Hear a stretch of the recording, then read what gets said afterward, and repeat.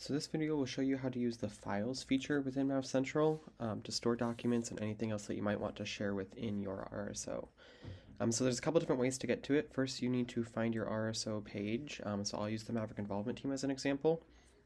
But over here on the left-hand side on the dashboard, you see Files. Otherwise, it's also right here under Files.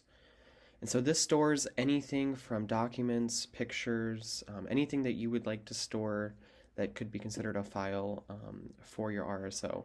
So you can also make folders, and so anything that you send in your RSO, sometimes it's automatically saved here, but if you want to go through and organize it with folders, you can add a new folder there.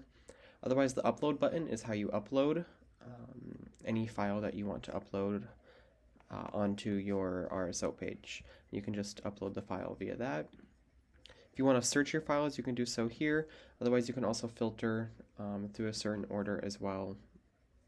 And so these would be good places to store any transition documents that you have if you're updating officers at the end of the year or preparing for next fall. That would be a great place to store basically any file that you want your RSO to have access to, and this is where you would store that here.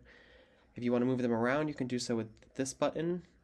If you click the three dots, you can download it, rename it, also change the privacy settings, and if you want a shareable link to the document or to the folder, you can do that as well.